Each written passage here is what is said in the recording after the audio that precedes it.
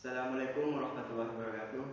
Ketemu lagi dengan saya Yasin Sasmito HR. Pada kesempatan kali ini saya akan menjelaskan tentang sistem komputer.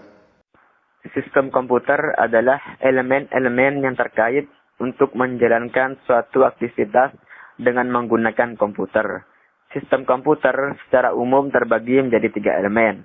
Yang pertama adalah brainware atau penggunanya, yaitu manusianya sendiri. Kemudian yang kedua adalah software atau perangkat lunak. Software dapat dikatakan sebagai arwah dari komputer tersebut. Karena apabila komputer tersebut tidak ada komponen softwarenya, maka komputer manapun tidak akan hidup atau tidak akan berjalan semana mestinya. Salah satu contoh dari software adalah operating system atau OS. OS adalah program dasar pada komputer yang menghubungkan pengguna dengan hardware ke komputer. Adapun beberapa contoh dari OS adalah Linux, Windows, macOS, dan lain-lain. Selanjutnya yang ketiga adalah hardware atau perangkat keras komputer. Sama halnya dengan software, hardware tidak kalah pentingnya dengan software. Jika software diibaratkan sebagai arwah komputer, maka hardware bisa dikatakan sebagai jasad atau pelindung dari software itu sendiri. Adapun contoh dari software adalah yang pertama motherboard. Motherboard berfungsi sebagai otak utama dari semua komponen. Karena semua komponen apabila ingin berjalan atau berfungsi sebagaimana mestinya, maka harus dihubungkan kepada motherboard terlebih dahulu. Kemudian yang kedua adalah hard disk. Hard disk berfungsi sebagai media atau alat penyimpanan yang mampu menampung data sebanyak mungkin sesuai dengan ukuran hard disk tersebut.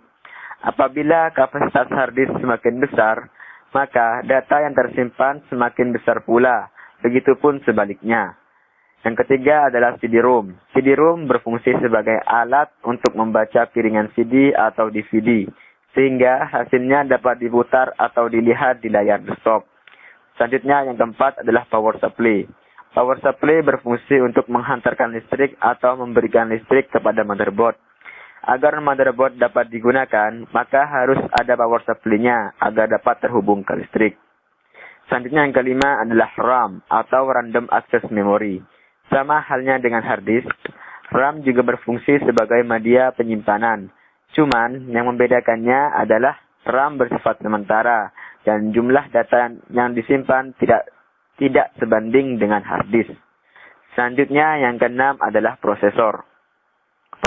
Prosesor berfungsi sebagai otak dari semua proses yang ada di sebuah komputer.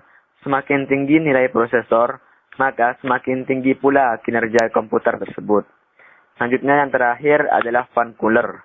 Fan cooler berfungsi sebagai alat pendingin dan menjaga agar suhu prosesor tetap dingin dan stabil.